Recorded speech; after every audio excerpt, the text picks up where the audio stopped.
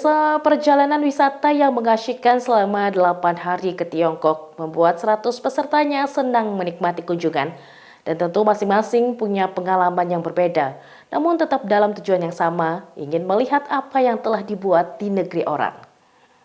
Peserta perjalanan wisata kali ini cukup banyak. Jumlahnya mencapai 100 orang menggunakan 3 bus besar. Dan waktunya pun relatif lama hingga 8 hari. Kesannya tentu mengasihkan, apalagi jumlah pesertanya yang banyak membuat suasana menjadi penuh keakraban. Rute yang ditempuh mulai dari Jakarta terbang menuju kota Kunming, dilanjutkan ke Dali, Lijiang, Balegezong, sampai ke Shangri-La.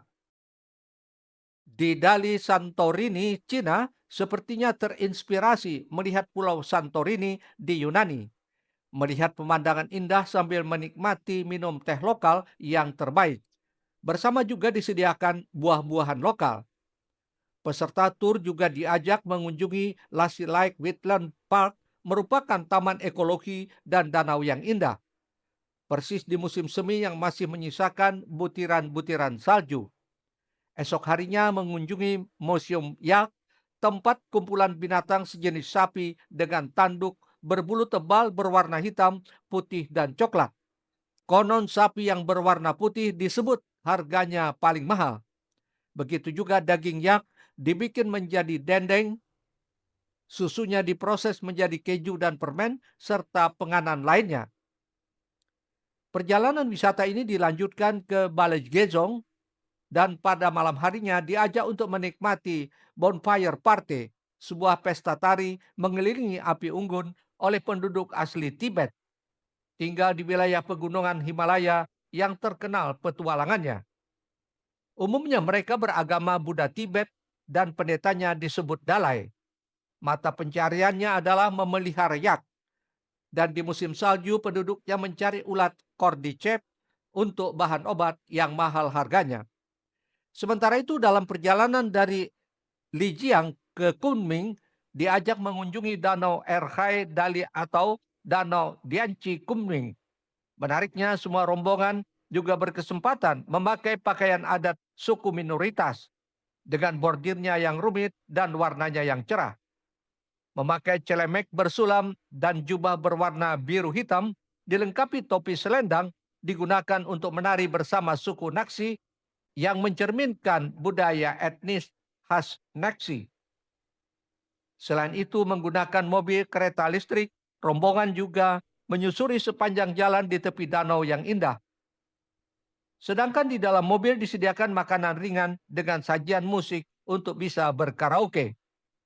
Dalam kesempatan wisata ini, Banjar TV sempat bertemu dengan Stefano, salah satu peserta kelahiran Padang, Sumatera Barat. Sudah 30 tahun tinggal di Perth, Australia, dan bapak yang satu ini dinobatkan menjadi peserta senior tertua di usia 79 tahun, dan berikut kesan-kesannya. Bagus sekali. Dan ini saya yang kedua kalinya. Iya. Ya, fasilitas hotel, makan, ya itinerary perjalanan, semuanya bagus Pak, sangat bagus. Recommended. Recommended ya. Ya. Maaf, sudah usia berapa? Saya 79 ya. 79 ya. Asal dari mana? Saya asalnya dari Padang, tapi saya ini kami tinggal di Australia. Oh, tinggal di Australia ya. Wah, jadi pulang ke Indonesia ini lagi Ini pulang kebetulan kampung. ikut tur nih sama saudara. Kami bertujuh, Iya. satu grup. Jadi selama perjalanan gimana? Dari Jakarta sampai Oh, ke sini? semua kesannya bagus aja Pak. Bagus, sangat bagus ya. Ya, boleh mau ikut lagi lah kalau ada tujuan lainnya. Iya. Lebih dari itu, tim Banjar TV juga bertemu dengan owner pemilik usaha perjalanan wisata TX Travel, Anton Teddy, yang dikenal sangat familiar dalam mendampingi rombongan tur wisata dari Jakarta sampai ke Kunming dan sebaliknya hingga kembali lagi ke Jakarta.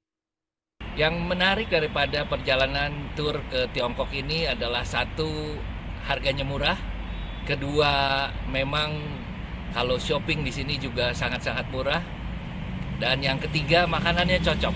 Dan kita di sini belajar tentang modernisasi daripada negara Tiongkok, lalu juga soal teknologi dan keindahan alam yang sangat bervariasi dari utara sampai ke selatan, barat ke timur, semuanya sangat mendukung kalau kita jalan-jalan ke Tiongkok ini penuh dengan keindahan.